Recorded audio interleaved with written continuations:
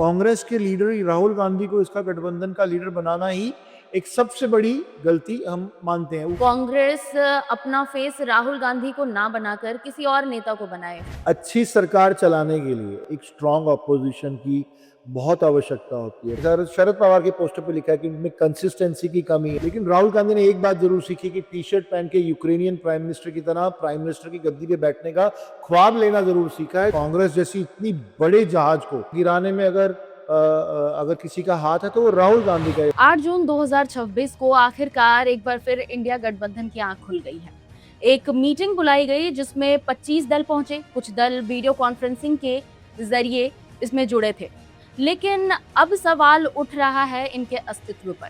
जिस तरीके से इस मीटिंग से पहले दिल्ली की सड़कों पर जो पोस्टर्स लगाए गए वो कुछ और ही बयां कर रहे हैं। ये पोस्टर्स साफ साफ चीख कर ये बात कहने के लिए तैयार हैं कि अब राहुल गांधी को वो अपने नेता के रूप में नहीं चुनेंगे।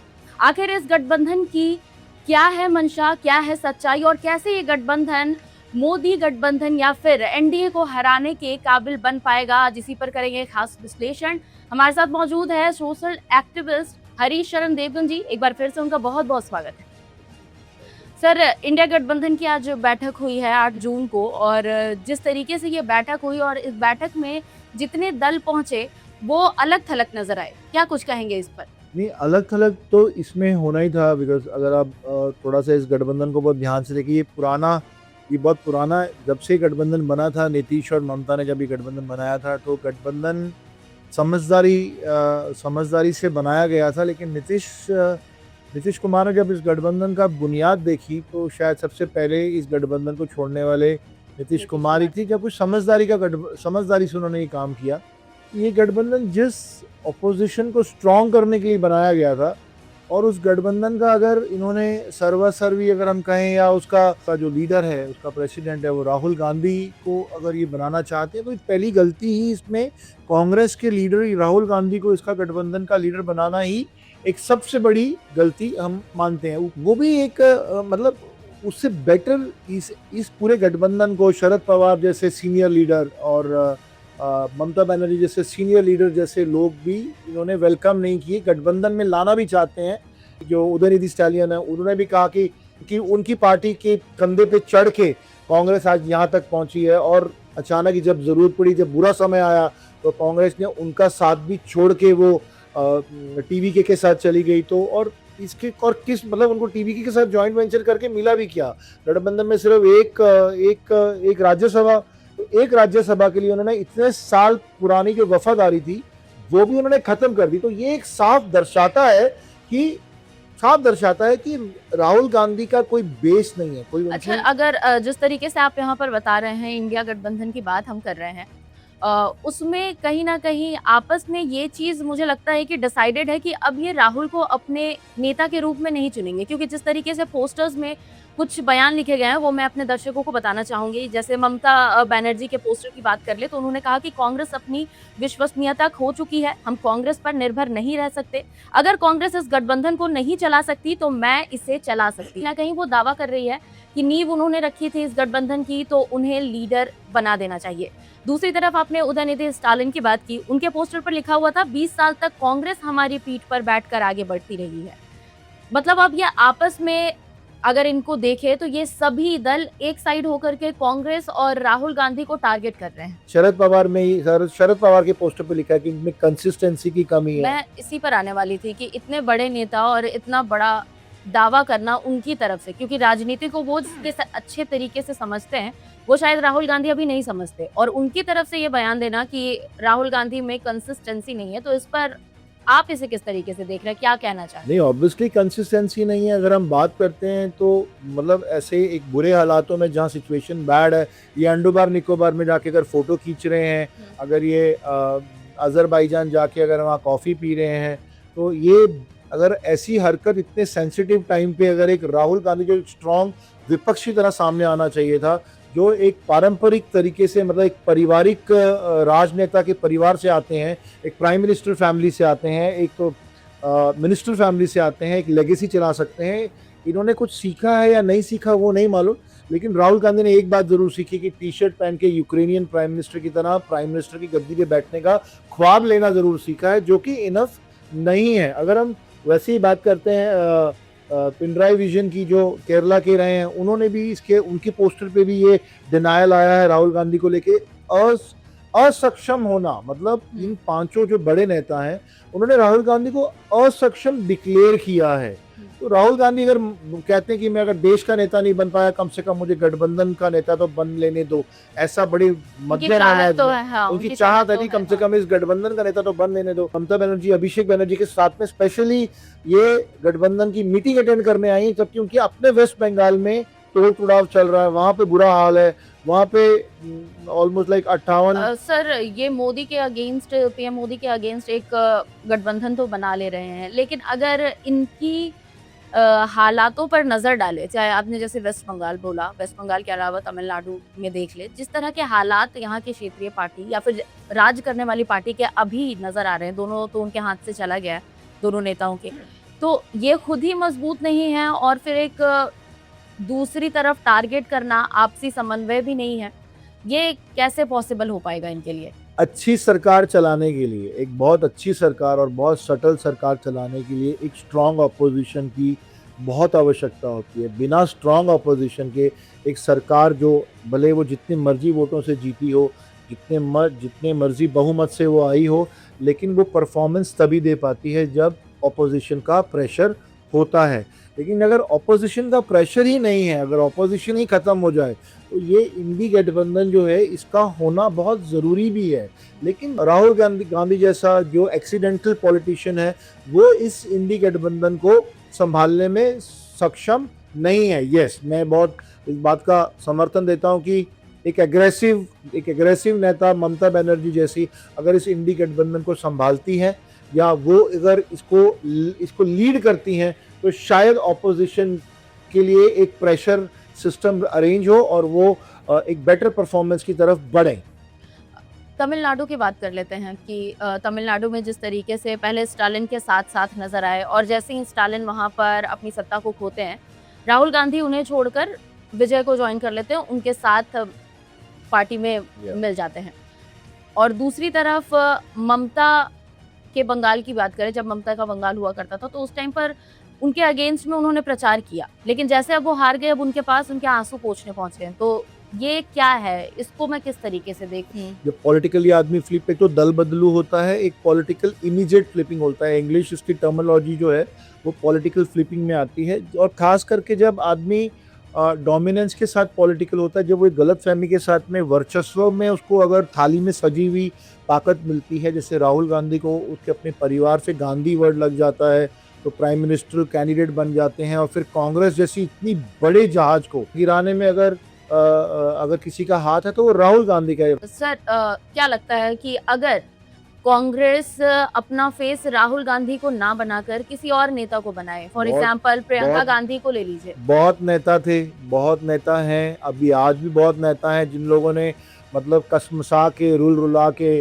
अपने आप को कांग्रेस की इस जो नई आइडियोलॉजी है इससे अलग किया है। अगर फेस चेंज कर दे, राहुल गांधी के बजाय मान लीजिए प्रियंका, ये एक रिवाइवल तो एक्सेप्टेंस मिलेगा या यस एक रिवाइवल होगा, सर्वाइवल होगा। बिकॉज सामने जो खड़े हैं वो प्राइम मिनिस्टर नरेंद्र मोदी हैं, उनकी आइडियोलॉजी, उनकी फैन फॉलोइंग और उनका तरीका काम करने का, उनका रिजल्ट ओरिएंटेशन और उनकी रिजल्ट डिलीवरी भी जो है वो कांग्रेस से कई गुना ज्यादा बेटर है। बिकॉज अब जो भी आएगा उसको बीजेपी से बहुत ज्यादा बेटर काम करना पड़ेगा।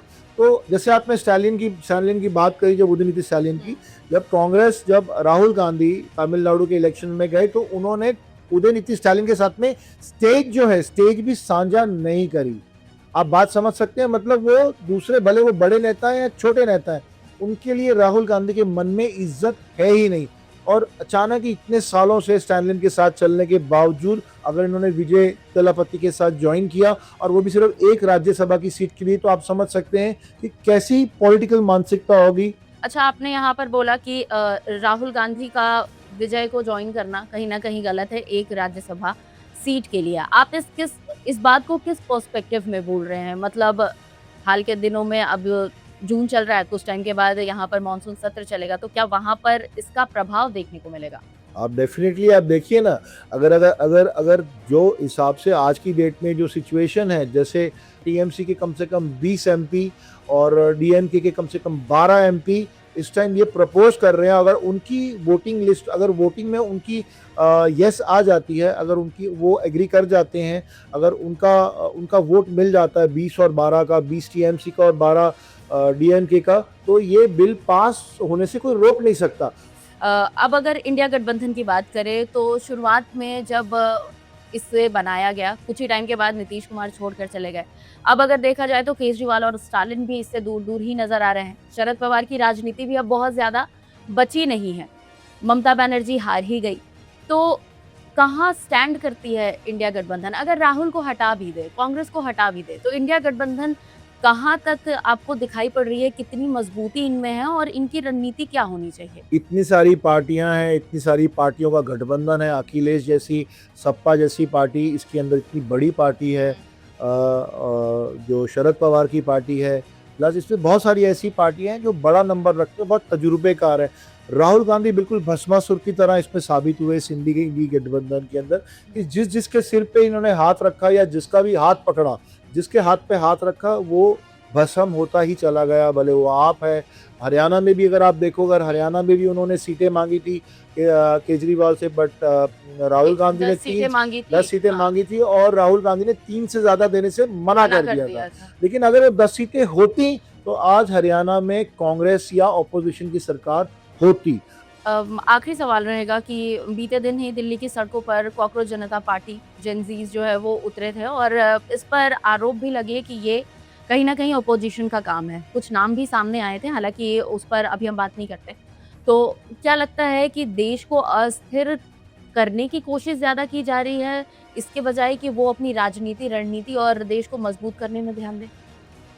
जैसे 5 तारीख को ब्लूमबर्ग की रिपोर्ट आई कि सोना बिक गया हिंदुस्तान का, वहाँ गलतफहमी चालू करी उन्होंने, पैनिकिंग सिचुएशन क्रिएट करने की कोशिश करी। 6 तारीख को हीरो बन के एक जर्मन में बैठा आदमी एक इसको डिज़ाइन करता है और इस पूरे प्रोपेगेंडा को डिज़ाइन करता है अमेरिका के किसी के साथ मिलके, और अमेरिका से कुछ 6 तारीख को सुपरमैन बन के लैंड करता है और अचानक ही फ्रॉम नोबडी टू समबडी बन जाते हैं। तो ये बिना प्लानिंग के नहीं हो सकती। सरकारें बनने में सालों साल लग जाते हैं, मेहनत का काम है सरकार बनना। राहुल गांधी जो मर्जी कर ले, भले जितनी मर्जी वो एग्रीमेंट कर ले चाइना के साथ, या जितना मर्जी वो अपने आप को अमेरिकन सिस्टम को बेचे या इंट्रोड्यूस करे, या जितना मर्जी गठबंधन या फ्रेंडलीनेस दिखाए, लेकिन ये सारी हरकतें उनको राजगद्दी से या प्राइम मिनिस्टर कुर्सी से उसको दूर लेती जा रही है। ये पास आने की बात नहीं है, ये बहुत सैड बात है। और बिना प्लानिंग के, बिना षड्यंत्र के ये इतनी बड़ी प्लानिंग जो कॉकरोच जनता पार्टी जिसको हम बोलते हैं, वो हो नहीं सकती। अब सर, अब इस पर अगर हम बात करेंगे तो ये इधर दूसरी तरफ हम भटक जाएंगे। इंडिया गठबंधन पर वापस आती हूँ। अब आखिरी सवाल इंडिया गठबंधन को लेकर के कि अब इन नेताओं की राजनीति क्या होनी चाहिए या फिर क्या होगी, क्योंकि अपने अपने स्टेट में ये कहीं पर दिखाई दे नहीं रहे हैं। ये जो मीटिंग हुई है इससे कितना ज़्यादा राजनीतिक उथल पुथल मचा है और इसका क्या असर होगा? फूट डालो राज करो तो एक बहुत पुराना सा एक स्टेटमेंट है, लेकिन इस इंडी गठबंधन के अंदर फूट डालो राज करो वाला कोई जगह मतलब बनी, बिकॉज अपने आप ही फूट डल, जब तक राहुल गांधी इसमें बैकफुट पे नहीं आएंगे फूट डलती रहेगी, डिफरेंस ऑफ ओपिनियन बनता रहेगा और कभी एक मत पे ये आए, एक मत पे कभी काम कर ही नहीं पाएंगे। तो गठबंधन सिर्फ यूनाइटी का, गठबंधन का मतलब ही होता है गठबंधन, मतलब वो यूनिटी की बात है। जब तक ये सारी पार्टियां यूनाइटेड होके ऑपोजिशन नहीं बनाएंगी तब तक ये गठबंधन काम नहीं करेगा। और डेफिनेटली बीजेपी की सरकार या भाजपा ये चाहेगी कि इनका गठबंधन कमजोर ही रहे, टूटा ही रहे। तो चाहेंगे कि राहुल गांधी जो है ये भस्मासुर बन के उनके लिए अपॉर्चुनिटी खोलते रहें। मतलब इस गठबंधन को अगर आपदा को अवसर में बदलना है तो सबसे पहला काम इनको यूनाइटेड होके अपना झंडा फहराना होगा। और आई थिंक मतलब क्योंकि मैं बहुत बड़ा फैन हूँ ममता बनर्जी का, लेकिन not as a party but yes as a individual leader मैं उसका बहुत बड़ा फैन हूँ ममता बनर्जी का। और अगर ममता बनर्जी इस पूरी इंडी गठबंधन को लीड करती है किसी प्रकार से, तो ये बहुत स्ट्रांग ऑपोजिशन की तरह सामने आ सकती है। बिल्कुल। बहुत बहुत शुक्रिया सर हमारे साथ जुड़ने के लिए। तो किसी भी पार्टी या फिर किसी भी गठबंधन या राजनीति को अगर आपको चलाना है तो आपको आपसी समन्वय और समर्थन की ज़रूरत होती है। और यही आपसी समन्वय और समर्थन फिलहाल इंडिया गठबंधन में नहीं दिखाई दे रही है या फिर शायद इसकी कमी है। देखना होगा कि इस उथल-पुथल के साथ इंडिया गठबंधन अपनी आगे की राजनीति कैसे चलाती है और खुद को कितना स्टैंड कर पाती है। फिलहाल इस खास वीडियो में बस इतना ही। ऐसी वीडियो से जुड़े रहने के लिए हमें सब्सक्राइब करें, वीडियो को लाइक करें, शेयर करें और अपनी राय हमें कमेंट्स में ज़रूर बताएं। नमस्कार।